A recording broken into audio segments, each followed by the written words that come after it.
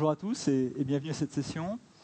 Ce qu'on vous propose dans la grosse demi-heure qui vient, c'est de partager avec vous quelques éléments, quelques réflexions sur ce que pourrait être l'évolution et les enjeux pour les banques de détail sur les 5-10 prochaines années, principalement en France. Alors, comme on a la chance de faire cette présentation avec Frédéric, on a choisi de faire la présentation en se mettant du point de vue du DSI, et donc de réfléchir à quels vont être les enjeux pour lui dans les 5-10 ans qui viennent, et quels sont les moyens, les leviers à sa disposition pour faire face à ces enjeux. Alors, si je commence par la conclusion, comme ça vous pourrez tous en aller après, le message principal, c'est de dire que le métier de DSI bancaire dans les 10 ans qui viennent va devenir de plus en plus compliqué. Donc désolé Frédéric, on n'a que du sang et des larmes à vous promettre. Alors pourquoi ? Il y a un premier facteur, ou première tendance à gérer, c'est l'industrialisation des banques. Alors jusque-là, il n'y a pas grand-chose de nouveau. C'est une tendance qui est assez bien inscrite maintenant depuis 5 à 10 ans, une dizaine d'années pour l'ensemble des grandes banques européennes. Et cette industrialisation, si on va très vite, ça consiste à se définir une stratégie industrielle, donc une vue d'ensemble du dispositif de production de la banque, et quelque part de rattraper ce que les grands acteurs industriels ont fait depuis 20 ou 30 ans, c'est-à-dire vraiment se doter d'une vision globale de leur dispositif de production et d'une stratégie de rationalisation cohérente. Alors pour le monde industriel, c'était combien d'usines, quel modèle d'usine et où est-ce que je mets mes usines. Si on traduit ça en langage bancaire, c'est combien de systèmes d'information, quel processus back-office et où est-ce que je mets mes équipes. Alors la partie stratégie industrielle, aujourd'hui, elle est relativement bien définie pour la plupart des acteurs de la place. Il reste 10 ans maintenant d'exécution devant nous, qui est la partie la plus compliquée. Alors pourquoi est-ce que c'est compliqué ? On peut voir trois grandes séries de raisons. La première, c'est qu'on est sur des projets qui sont extrêmement importants en taille, des refontes de systèmes bancaires, c'est des projets qui mobilisent beaucoup d'équipes, et qui, quelque part, quand on fait la somme de l'ensemble des projets qui sont à mener dans le cadre de cette industrialisation, il y a finalement assez peu de ressources qui restent disponibles pour faire d'autres choses, pour faire des projets de développement, des projets métiers, et donc c'est vraiment un poids extrêmement important pour les DSI et sur des périodes de temps assez longues. Le deuxième facteur de complexité, c'est les projets qui sont longs. Changer un cœur bancaire, changer un système cœur dans une banque, il y a différentes stratégies, mais globalement, c'est 10 ans. Et donc, il faut un niveau de dynamisme, d'énergie des DSI pour à la fois arracher ces projets-là et ensuite les porter dans la durée sans qu'ils s'essoufflent, qui est absolument considérable. Et puis, troisièmement, c'est vraiment une révolution dans la façon de travailler pour les banques, parce qu'on passe quelque part d'un modèle où les banquiers étaient quelque part des banquiers de plein exercice, ils avaient l'ensemble de leurs moyens à disposition, leur propre informatique, leurs propres équipes, éventuellement les équipes même dans l'agence. Et on passe à un modèle, on a d'une part des banquiers à qui on demande de faire leur métier de banquier, et en parallèle un nouveau métier qui émerge, qui est le métier d'industriel dans la banque, à qui on demande bien sûr de répondre aux besoins du métier, mais aussi d'avoir leur propre agenda en termes de rationalisation du dispositif, de fiabilisation de l'ensemble, de qualité de service, etc. Et donc on a cette réflexion-là qui émerge et qui est vraiment un changement culturel pour séparer quelque part ces deux composantes, ces deux métiers, le métier de banquier et le métier d'industriel qui apparaît dans la banque. Alors ça en soi, ça pourrait probablement occuper les DSI pendant 10 ans, mais pas de chance. Le deuxième pari qu'on fait avec vous quand on regarde les 5 ou 10 ans qui viennent, c'est probablement un retour ou une émergence très forte de l'innovation dans les banques de détail. Alors cette innovation, elle va résulter de 3 grandes familles de tendances. La première, c'est l'évolution des modes de consommation, l'évolution de la société au global. Alors quelques exemples, ce ne sont pas exhaustifs. D'abord, il y a la montée du consumérisme. Les banques avaient été globalement relativement épargnées jusque-là par l'essor du consumérisme, qui n'est pas une tendance nouvelle, c'est quelque chose qui date des années 70. Mais je dirais, la crise a définitivement mis à mal la confiance implicite et a priori dont elles disposaient de la part de leurs clients. Et du coup, on a affaire à des clients qui sont beaucoup plus à la recherche de la bonne affaire, du juste prix, de l'achat malin, dans une logique aussi de préoccupation par rapport à leur pouvoir d'achat. Et donc du coup, cette pression-là est beaucoup plus forte sur les banques qu'elle pouvait l'être il y a encore quelques années. L'autre élément, c'est la fin du consommateur moyen. Avant, c'était relativement facile. Il y avait des clients riches et des clients pauvres. Alors, traduit dans un monde bancaire, c'est un client grand public ou un client patrimonial. Mais finalement, le marketing bancaire, c'était quelque chose de relativement simple. Aujourd'hui, ça c'est fini. On a le même client qui va en même temps acheter une chambre d'hôtel 5 étoiles et voyager sur une compagnie low cost. Et donc, cette fin du client moyen, ça rend les exercices de marketing et de segmentation beaucoup plus compliqués. Et c'est beaucoup moins facile de prévoir, a priori, le comportement de tel ou tel client. Deuxième tendance assez lourde qui va impacter les banques, c'est le vieillissement de la population. Aujourd'hui, c'est le segment de la population qui est en croissance démographique. Et donc, il y a un enjeu pour les banques de savoir comment servir cette population-là. Et en plus, ces populations, les plus de 50 ans, concentrent aujourd'hui en France plus de 70% de l'épargne. Et la tendance s'accentue. Donc c'est aujourd'hui là l'enjeu pour les banques. Et en même temps, il faut être capable de traiter, au-delà de cette population vieillissante, l'ensemble de la famille, parce qu'il y a un double enjeu pour les banques, traiter cette population-là, et en même temps traiter les questions de transmission intergénérationnelle, qui sont finalement un des éléments essentiels de la redistribution de la richesse. Bon, il y a d'autres tendances qui peuvent jouer. Il y a la tendance à monter des tendances, on va dire, citoyennes, de responsabilité sociale et environnementale. Vous avez peut-être vu hier le rapport des Amis de la Terre sur le classement des banques en fonction de la responsabilité, etc. Donc il y a des choses qui émergent. Aujourd'hui, ce n'est pas très clair, savoir quel va être l'impact réel sur le secteur bancaire, mais c'est quelque chose dont on voit les prémices. Et puis on a ici une évolution, on va dire, des territoires, avec des dynamiques assez différenciées en termes de dynamisme démographique selon les régions en France, et puis aussi une polarisation des espaces beaucoup plus forte entre des espaces de travail, des espaces de résidence, des espaces de voyage, et du coup des enjeux pour les banques sur comment servir les différentes populations dans ces différents espaces-là. Deuxième série de tendances, les évolutions technologiques, évidemment. Alors Internet, j'y reviens pas, je pense qu'aujourd'hui Internet est une réalité incontournable pour la banque, on va dire la banque au quotidien. Parce que l'enjeu là-dessus, ça va être l'évolution progressive de la frontière entre ce qu'on peut appeler des produits achetés et des produits vendus. C'est-à-dire qu'aujourd'hui, Internet, c'est la banque au quotidien, et c'est encore assez peu d'achats. Donc ça a commencé avec des ouvertures de livrets d'épargne assez simples. Le crédit consommation, c'est aujourd'hui beaucoup en ligne. Demain, le crédit immobilier va suivre le même chemin. Et quelque part, pour l'ensemble des produits bancaires, à l'exception peut-être des produits très engageants, type épargne longue, vont vraisemblablement être souscrits sur Internet. Donc là, il y a un enjeu d'accompagnement de l'évolution. Il y a l'émergence du mobile, je laisserai Joseph en parler plus longuement, mais ça, je dirais, c'est la grande évolution depuis 3 ans et qui va se poursuivre sur les années qui viennent. Et puis ensuite, il y a l'émergence des réseaux sociaux qui posent pour les banques fondamentalement la question de la relation qu'elles vont avoir avec leurs clients, à la fois en termes de mode d'interaction et aussi quelle est la proximité avec les clients et comment réagir aux enjeux d'immédiateté qui vont de pair avec les réseaux sociaux.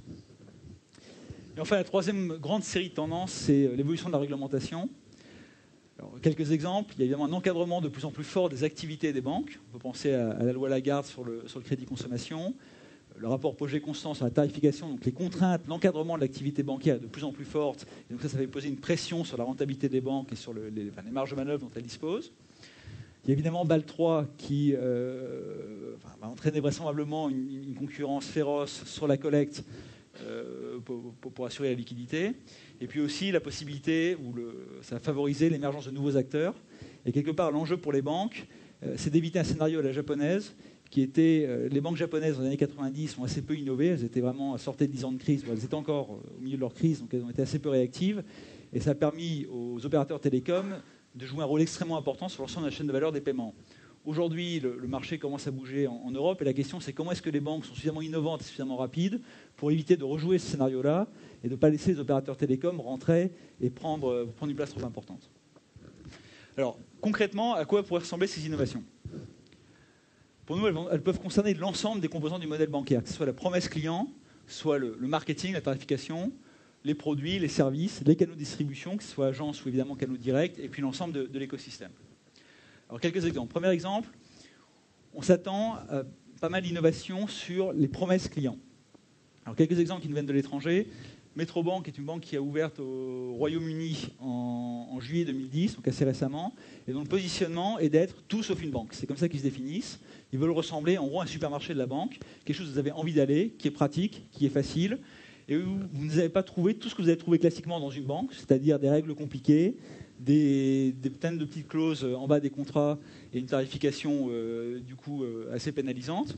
Et donc c'est l'agence, vous allez rentrer le samedi soir à 20h, madame, pour aller chercher vos bijoux au coffre, et vous le ramenez le dimanche matin à 10h parce que c'est ouvert, après être sorti en ville à Londres le dimanche soir, le samedi soir, pardon. Deuxième exemple, Metrobank EasyBank qui nous vient de Malaisie. Le concept est assez comparable. On est là vraiment dans une proposition de valeur qui est assez différente. C'est la banque low cost.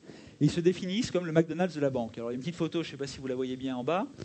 Le format de l'agence est directement inspiré de ce que vous avez trouvé chez McDonald's. Donc, vous rentrez, il y a 5 produits, ils sont sur l'étagère, ils sont numérotés de 1 à 5, c'est pas compliqué. Vous rentrez, vous ressortez avec une carte qui marche immédiatement. Il n'y a pas de papier parce que tout est fait de façon électronique. L'octroi de crédit est immédiat, c'est électronique, il n'y a pas de papier. Vous ressortez, ça marche. Et puis d'ailleurs, si vous achetez plusieurs produits, on vous fait un Happy Meal. C'est exactement comme chez McDonald's. À côté de ça, on a d'autres d'autres exemples d'innovation de promesse, LCL, plus près de chez nous, qui est dans une logique différente, qui est dans une logique de réciprocité, qui est de dire aujourd'hui, les clients demandent plus de personnalisation, ils demandent une réciprocité dans leur relation avec leur banque, et donc, plus vous faites, quelque part, plus vous avez de relations avec nous, plus vous achetez de produits chez nous, plus on fera des conditions attractives. Deuxième enjeu, repenser le marketing. Alors, si les banques ne font rien, si elles n'innovent pas en marketing, ce à quoi on va assister, c'est probablement ça, c'est ce qui se passe aujourd'hui, à savoir la guerre, j'ai envie de dire, un peu bête et méchante sur les taux, parce que c'est comme ça qu'on va tirer le client. Alors, il y a une pression sur la collecte, alors on va faire le livret boosté, et puis une fois qu'on aura fait 5% pendant 3 mois, la banque d'à côté va faire 6% pendant 4 mois, donc ensuite il y en a qui fera 6% et demi pendant 4 mois et demi, etc. Et in fine, c'est un jeu à somme nulle pour l'industrie, ou c'est même destructeur de valeur pour l'industrie au global. Alors, la question qui se pose pour les banques, pour sortir de ça, c'est comment finalement reconnaître que le client moyen n'existe plus, et donc d'essayer de piloter le marketing et derrière la tarification de façon beaucoup plus personnalisée en fonction du potentiel de tel ou tel client. Et donc c'est de se dire, quelle est la marge de manœuvre que j'ai avec tel ou tel client, quelle est la valeur de ce client pour moi au vu de l'ensemble de sa relation passée et de ce que j'attends de la relation future, et à quel moment est-ce que je donne le bon coup de pouce commercial pour garder le client. C'est pas forcément très malin de faire payer 80 € à un client sa carte bancaire alors que 5 banques vont l'offrir gratuitement si par ailleurs on fait 1000 € de PNB avec lui. A contrario, on a des clients sur lesquels faire des offres extrêmement boostées pour un client qui fera 3 mois et qui tournera à la banque suivante, ça prend moins de valeur. Donc c'est ces questions-là, donc cette personnalisation du marketing qui va être un enjeu. Autre exemple d'innovation, l'innovation produit. Alors on a parlé du vieillissement de la population tout à l'heure, il y a un enjeu évident d'innovation sur les produits pour préparer et financer la retraite. Donc aujourd'hui, on voit les prémices de ça. Il y a un peu d'innovation autour de produits d'assurance vie, donc on voit des fonds euros diversifiés, on voit des produits d'assurance vie qui sont couplés à des offres de services où finalement il y a aussi la possibilité d'appeler pour des services à la personne en plus de votre produit d'épargne. On voit aussi des produits, des comptes d'épargne avec des taux garantis pour préparer sa retraite. Donc ça, je dirais, ça commence à se dessiner, mais c'est quelque chose qui va arriver probablement très fort dans les mois et les années qui viennent. On voit également une réflexion émerger sur les produits autour du viager. Une des spécificités en France, c'est qu'une grosse partie du patrimoine est embarquée dans le patrimoine immobilier. Et donc on commence à voir émerger un phénomène qu'on avait aux États-Unis, qui sont des gens qui sont house rich, mais cash poor. C'est-à-dire que l'essentiel de leur patrimoine est immobilier. Donc la question, c'est comment est-ce qu'on peut fluidifier ce patrimoine. Donc ça, c'est aussi un exemple d'innovation possible pour les banques. Bon, puis ensuite, on voit des choses qui nous arrivent de l'étranger, sur des formules d'épargne où le taux ne dépend plus du livret en tant que tel, mais de l'ensemble de votre relation avec la banque, ou alors de l'ensemble de votre relation avec de votre famille avec la banque, ou de l'ensemble du solde des relations que vous avez, vous et vos amis, avec la banque, et donc le taux d'intérêt en dépend. Donc tout ça, derrière, c'est évidemment des enjeux opérationnels pour mettre tout ça dans les systèmes, le paramétrer et être suffisamment réactif pour faire tourner les offres au fur et à mesure. Au-delà des produits, je vais laisser parler Joseph sur l'innovation sur les services. Je te remercie, Timothy. Donc en prolongement des produits et les services, alors j'en ai pris un parce que c'est un exemple qui marche bien aujourd'hui, tout le monde en a entendu parler. C'est ce qu'on appelle le PFM, pour Personal Financial Management, ou gestion du budget personnel. Alors un petit peu d'histoire associée à ça. D'où ça vient? Voilà, 91, vous aviez Money qui offrait notamment 2 fonctionnalités importantes qui étaient la possibilité de catégoriser ses dépenses et surtout d'agréger l'ensemble de ses finances à un endroit donné. Donc c'était vraiment offrir, quelque part rendre un peu plus intelligent, avoir une meilleure maîtrise de son argent. Donc d'ailleurs, je vais faire un petit sondage associé. Est-ce que vous savez par an ce que représente en pourcentage vos dépenses en termes de frais bancaires? Ah, il n'y a pas de réponse. Eh bien, vous connaissez mal votre budget. Eh bien, ça représente en fait le même montant que vous dépensez en budget annuel côté coiffeur. Et désolé pour les dames de l'Assemblée, mais ça représente aussi le budget fleur de l'année. Voilà. Donc, maîtriser ses dépenses, c'est quand même important. Donc, ça, c'était le client lourd. Aujourd'hui, on va plus loin. On est sur une tendance qui est issue des États-Unis, où on est sur un marché bancarisé qui est moins réglementé, plus éclaté, surtout face à une population qui est multibancarisée. Et donc, on offre ce type de service. C'est des éditeurs qui se sont positionnés sur catégorisation automatique des comptes et agrégation automatique des différents comptes. Bien sûr, ça, c'était la première offre de service. Très rapidement, ça s'est étendu. Donc, un autre exemple avec un autre acteur, Meniga, qui va offrir la possibilité, je dirais, d'accéder à ce même type de service sur le mobile. Le fait de pouvoir identifier par mois un surplus, c'est-à-dire de l'argent disponible pour le placement. Le fait aussi d'avoir un suivi mensuel par catégorie où on a vraiment une bonne vision de l'avancement de ses dépenses. Dernière fonctionnalité sur ce que je vais considérer comme le PFM 1.0, c'est Strands, encore un éditeur américain, qui va... donc là, on est plus sur une approche, comment je vais intégrer un projet au sein de ma comptabilité au quotidien. C'est-à-dire, voilà, je vais bientôt partir à la retraite, c'est l'exemple ci-dessous. Quel va être finalement l'impact de cette retraite dans ma gestion du budget de tous les jours? Donc on voit apparaître un enjeu. Les copies écran que je vous ai indiquées, c'est uniquement des éditeurs. Donc il y a un risque potentiel, c'est qu'aujourd'hui, si les banques peuvent intégrer ce type de solution en termes de marque blanche, si elles ne le font pas, elles n'ont pas de solution de ce type, il y a un risque que la banque soit uniquement une API, finalement, un fournisseur de données pour ce type de solution. Donc une perte de relation avec le client. Donc si on continue avec le PFM, donc là sur d'autres évolutions associées, d'autres fonctionnalités qu'on poussait autour du PFM ces derniers temps. Donc voilà, vraiment une source d'opportunité pour le client et notamment sur tout ce qui est la capacité à se comparer, la capacité à se positionner sur le marché. Pour le client, c'est se dire, répondre à des questions fondamentales que l'homme s'est toujours posées, c'est est-ce que je gagne plus que mon voisin? Est-ce que je dépense plus intelligemment que lui? Là, vous avez un exemple, notamment sur l'entertainment, donc sur la partie loisirs. Je suis quelqu'un de très protecteur vis-à-vis d'une segmentation qui est proche de la mienne. Je dépense beaucoup moins sur le loisir. Donc ça, c'est se comparer, je dirais, aux personnes qui gravitent autour de cet éditeur, mais pourquoi pas, je dirais, étendre cette comparaison vis-à-vis des réseaux sociaux, se comparer à la communauté, que ce soit via Twitter ou Facebook. Et pour aller plus loin, pour aller vers une segmentation encore plus forte, pourquoi pas se comparer. Voilà, je suis quelqu'un qui fait très attention à mon empreinte carbone. Et je vais éventuellement voir est-ce que je dépense de la même façon que ce type de communauté. Est-ce qu'on ne peut pas me coacher pour dépenser un peu plus intelligemment? Donc voilà, du point de vue du client, du point de vue des services marketing, c'est un outil qui amène un effet d'aubaine. Vous avez un ensemble de données qui sont collectées, sur lesquelles vous allez pouvoir vous appuyer quelque part pour vous appuyer sur cette segmentation pour avoir un ciblage extrêmement fin, que ce soit sur la proposition de produits qui ont bien fonctionné pour certains, et de pouvoir, avoir des quick wins associés. Se baser sur notamment si quelqu'un a fait une simulation par rapport à la retraite, pourquoi pas lui proposer le produit adéquat.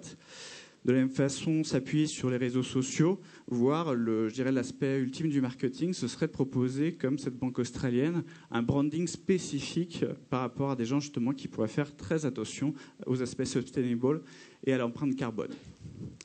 Dernière petite fonctionnalité associée qui fait un peu plus débat, c'est ce que vous recevez souvent par courrier.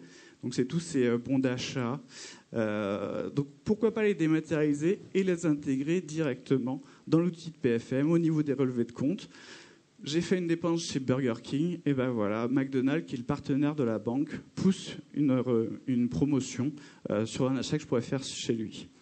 Et inversement, si on a fait plusieurs restos au McDonald's, pourquoi le McDo ne va pas nous proposer une remise puisque c'est notre partenaire? J'en ai fini avec le PFM. Je vais m'intéresser maintenant à la banque et aux agences, en commençant par une petite citation de Bill Gates qui disait que l'activité bancaire en tant que telle, elle n'est pas remise en question. Par contre, la banque en tant que telle, est-ce qu'on en a vraiment besoin?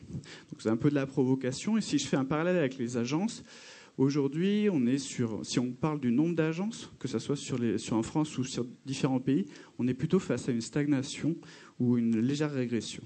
Donc c'est quelle sera la banque de demain? Il y a eu beaucoup de réflexions autour de ce sujet, beaucoup de concepts qui sont lancés. Tout le monde s'est lancé, je dirais, sur la définition de cette nouvelle agence. Donc vous avez plein de concepts qu'on poussait. Vous avez Crédit Agricole qui s'est positionné. Vous avez la BNP, encore le Crédit Agricole.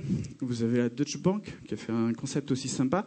Où là, pour être clair, on sort vraiment complètement de l'agence auquel on a l'habitude d'être confronté. Et l'exemple un petit peu ultime, c'est ING, où là, on est vraiment sur une approche, je vais au café, je ne suis pas vraiment dans ma banque. C'est des concepts qui sont très orientés sur le design, très orientés sur une nouvelle technologie. Vous avez souvent ce type de petites tables qu'on retrouve un peu partout pour certains aspects flashy. Donc voilà, donc si on fait une synthèse des tendances associées à ces concepts, on en a vu émerger 3. La première, c'est le GAB intelligent. Donc GAB pour guichet automatique bancaire, où là, on va enrichir les fonctionnalités habituelles d'un GAB, le rendre plus intelligent, avec un objectif numéro 1 qui est d'automatiser un maximum toutes les tâches qui apportent peu de valeur ajoutée, donc tout ce qui est virement et compagnie, et un deuxième objectif qui est d'étendre les services du GAB. On est sur la billetterie, de l'impression, scanner, tout l'aspect tactile autour. Donc on étend véritablement le champ du GAB. Si on doit parler d'exemples concrets associés, vous avez Bank of America qui a remplacé 10% de son réseau d'agences par ce type de GAB.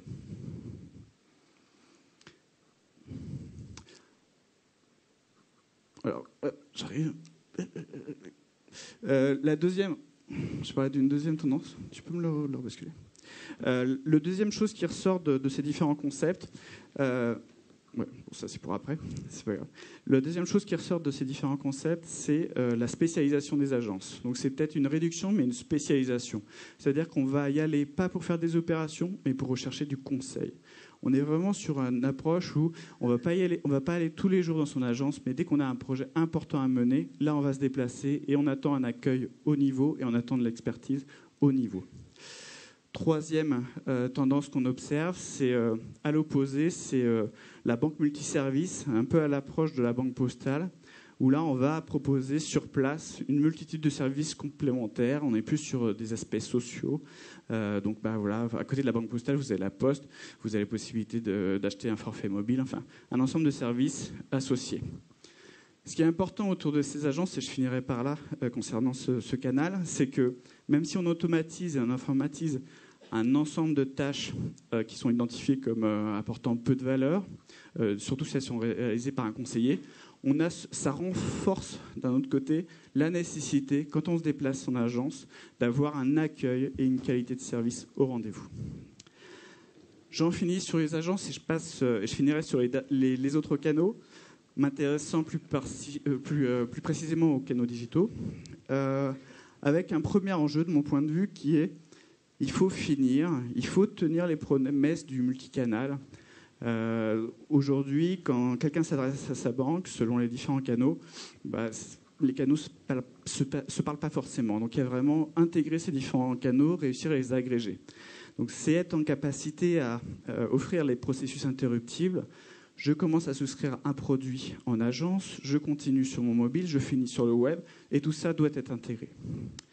Si je fais un petit focus sur la partie mobile, premier enjeu, c'est de finir la couverture. Toutes les banques aujourd'hui offrent, à minima, je dirais, une application iPhone. Il est temps de couvrir les autres stores. Sur la partie mobile, c'est aussi, et là on est plus sur une définition de la stratégie mobile associée aux tablettes. Aujourd'hui, c'est quand même difficile de voir émerger quelle va être la part des marchés des différentes tablettes, indépendamment de l'iPad. Donc il y a une réflexion à mener. C'est un nouveau canal et à ce titre, il faut aussi se positionner quel type de fonctionnalité je pourrais associer à ce canal. Donc un exemple qui peut faire plaisir en France, c'est notamment fait par la Chase aux États-Unis, qui propose une dématérialisation des chèques où vous prenez en photo et ça accrédite directement votre compte. Enfin, sur la partie mobilité, difficile d'aborder le sujet sans parler de moyens de paiement. Et là, on est sur tout ce qui est NFC. On est sur une simplification des moyens de paiement. On a énormément d'acteurs hors bancaires qui commencent à se positionner sur le marché français. Vous avez les télécoms, vous avez d'autres acteurs qui essayent de se positionner. Donc il y a un enjeu pour les banques pour y aller. Et pourquoi il y a un enjeu ? Quelques chiffres tout de même. C'est quand même 40 millions d'utilisateurs au Japon, 40 millions de personnes qui utilisent des moyens de paiement de type NFC pour faire leurs opérations. Et une autre illustration qui est très intéressante, c'est une banque au Kenya qui s'appelle Banque Mobile M-Pesa, qui a dépassé en transactions à l'échelle du pays les transactions qui sont réalisées par des cartes bancaires. Donc aujourd'hui, au Kenya, vous avez plus de transactions par le téléphone qu'en carte bancaire. c'est évidemment associé au fait qu'on est sur une population qui est beaucoup moins bancarisée, mais potentiellement, c'est aussi des nouveaux clients à conquérir.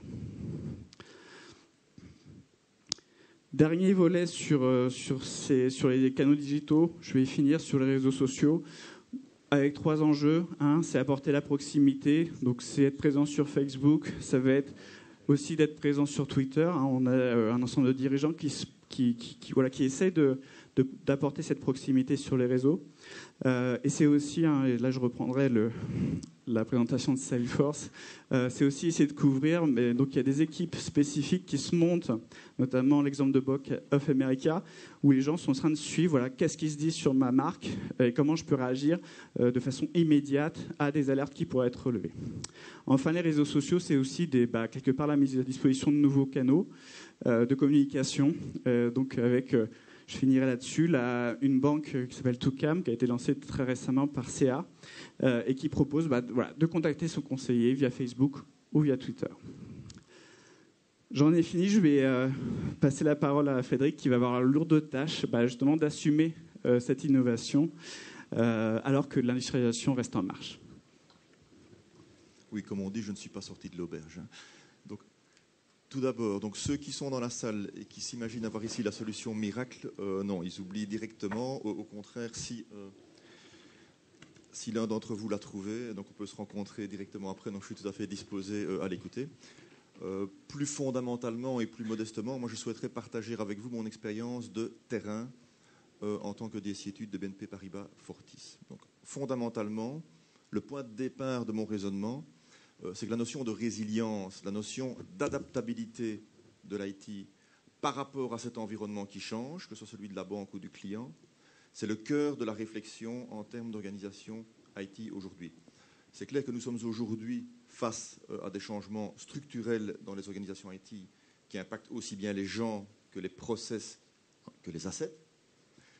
Et ma manière d'illustrer ce challenge, c'est finalement de dire, OK, par rapport à ce monde en mutation, quels sont les points d'équilibre, quels sont les points de stabilité qui structurent une organisation IT aujourd'hui, en vous faisant part de ce que nous essayons de faire au quotidien. Le premier équilibre fondamental, qui pour moi doit être rappelé sans arrêt au métier, c'est l'équilibre entre la continuité et le changement.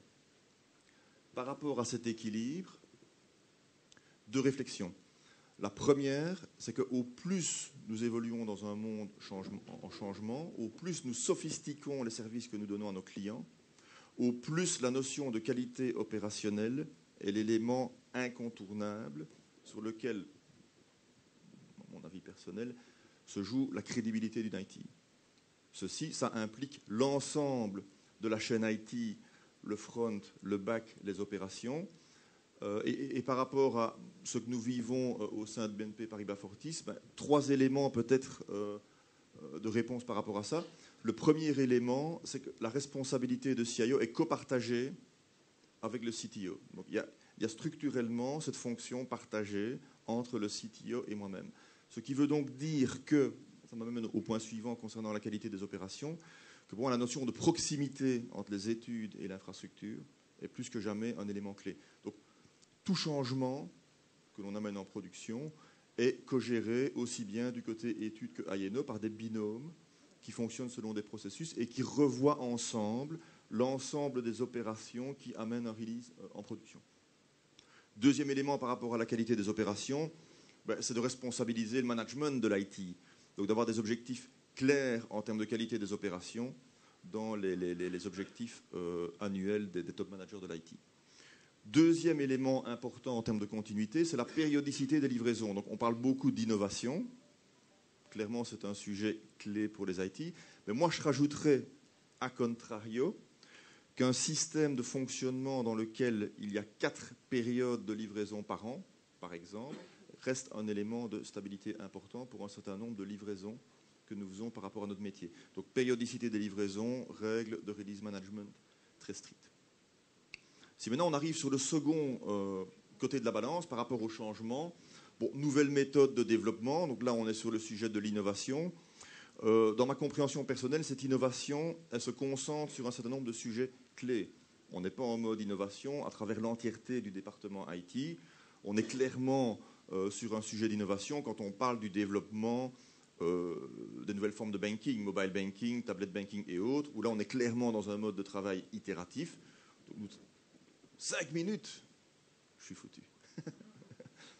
Donc nouvelles méthodes de développement, innovation, processus itératif, insertion complète avec le business dans le développement de tout ce qui touche à l'innovation. Deuxième élément de changement, c'est d'amener le changement dans l'organisation elle-même. Donc, dans le réseau commercial, il y a des stratégies d'amener du changement quand des politiques commerciales changent qui sont tout à fait ancrées dans l'organisation. Moi, je pense qu'aujourd'hui, nous avons exactement le même challenge en tant qu'ITers pour amener le changement chez nos gens et accompagner ce changement à l'ensemble de nos collaborateurs.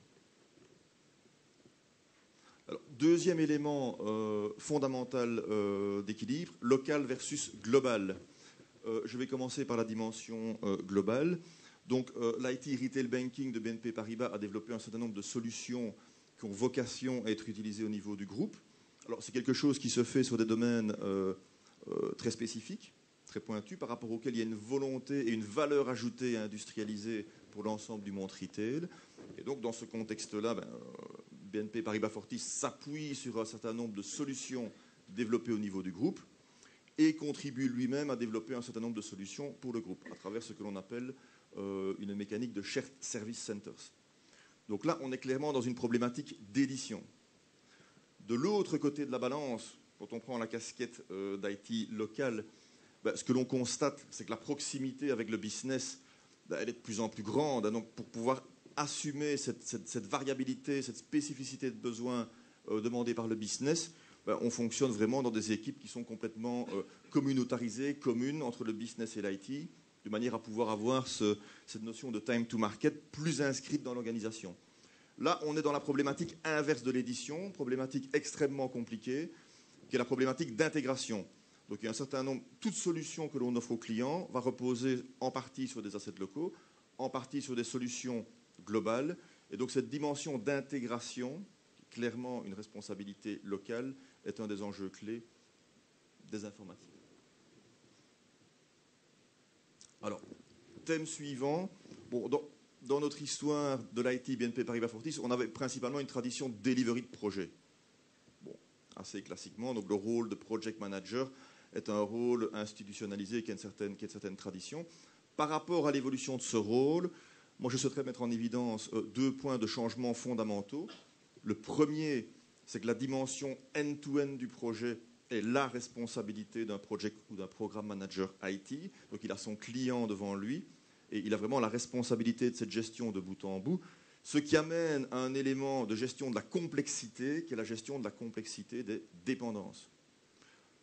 A contrario, un nouveau rôle se dessine, se met en forme et est pour moi excessivement important, c'est la dimension de product management ou d'asset manager, dans lequel la finalité est différente. Donc là, le product manager a une responsabilité sur un produit informatique dont il gère l'ensemble du life cycle. C'est à partir de cela qu'on construit une notion de service de bout en bout. Il a vraiment cette responsabilité sur son patrimoine applicatif. Et là, son rôle est différent. Son rôle est au contraire d'examiner toutes les pistes pour simplifier le patrimoine applicatif. Le patrimoine applicatif devient de plus en plus complexe. Et donc là, au niveau de cet asset management, il y a des mécaniques que l'on met en place progressivement pour traquer systématiquement les opportunités de simplification. Donc gestion de la complexité à gauche, technique de simplification à droite. Alors, point suivant, c'est le point d'équilibre entre le client et l'industrialisation. Je vais commencer par la partie de droite. Donc, toute compétence qui a une masse critique suffisante, nous essayons de la mutualiser. Donc, on parle par exemple de compétences de développement, de testing, de release management.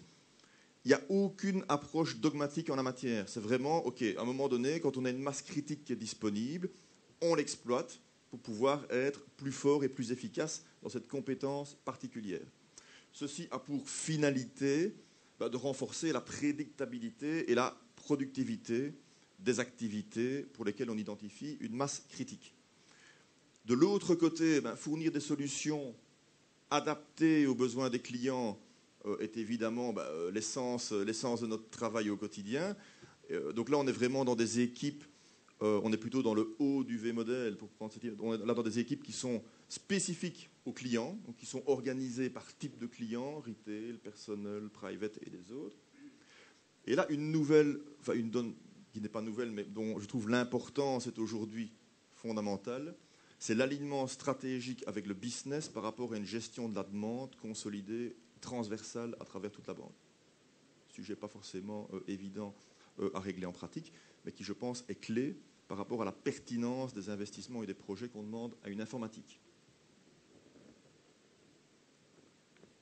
Alors, en conclusion, moi, ma conclusion personnelle serait de dire que, en tant que DSI, pour moi, le challenge principal, c'est l'humain dans l'organisation. Donc, il y a un retour de cette dimension humaine dans l'organisation qui est fondamentale, que je vais illustrer sur 3 points précis. 1, la notion de collaboration. Donc, toutes ces fonctions transversales de project ou de programme management sont clairement des fonctions clés dans une informatique parce que ce sont des fonctions qui sont des enablers de la collaboration entre des équipes qui appartiennent à des structures hiérarchiques différentes. Donc, clairement, ce rôle, et cette notion de collaboration est clé. Deuxième élément, c'est cette notion de communauté qui apparaît. Donc, des communautés drivées par un intérêt commun, donc des communautés d'intégrateurs, communautés d'éditeurs, communautés de testing. Donc, cette notion de communauté, qui est une forme de couche au-delà des organisations hiérarchiques au sens strict, est un autre élément extrêmement important. Dernier élément, c'est de parvenir à amener les compétences adéquates au sein de l'organisation. Dans l'exemple précis de BNP Paribas Fortis, il y a des enjeux terribles en termes de recrutement, en termes de fiabilisation d'un certain nombre de compétences. Donc toutes les notions de trajectoire de carrière, amener de compétences, recrutement, sont à nouveau, auraient toujours dû le rester, mais reviennent en force en tant qu'enjeu majeur des informatiques. Voilà, j'en ai fini avec mon exposé et nous sommes à votre disposition pour les questions. Je vous remercie.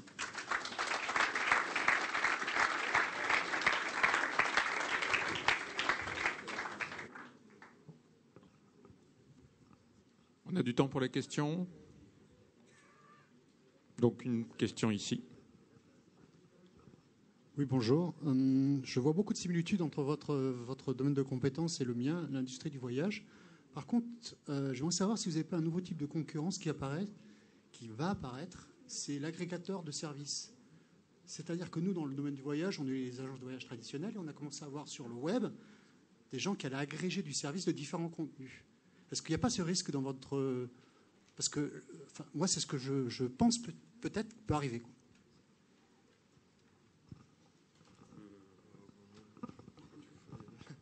Oui, effectivement. Donc là, c'était une problématique nouvelle qui vient à très grande vitesse.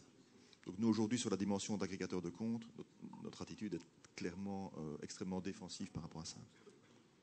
Bon, par rapport aux parades à apporter, il y a toute une réflexion qui s'organise, mais clairement, cette notion d'agrégation, d'agrégateur, de service d'agrégateur, est en train d'arriver sur nous, je dirais, à vitesse VV', et va demander une réponse structurelle. Je pense au niveau du retail banking dans son ensemble, des problématiques que l'on peut traiter de manière locale. Et globalement, cette notion d'agrégation est aussi, c'est aussi un positionnement que peuvent prendre les banques. C'est-à-dire qu'aujourd'hui, j'ai vu des banques qui avaient comme projet de couvrir et de sortir clairement du métier initial bancaire. Donc, cette agrégation de services qui rentre en concurrence dans le voyage ou dans d'autres, on va le retrouver. Évidemment que ça va toucher la banque.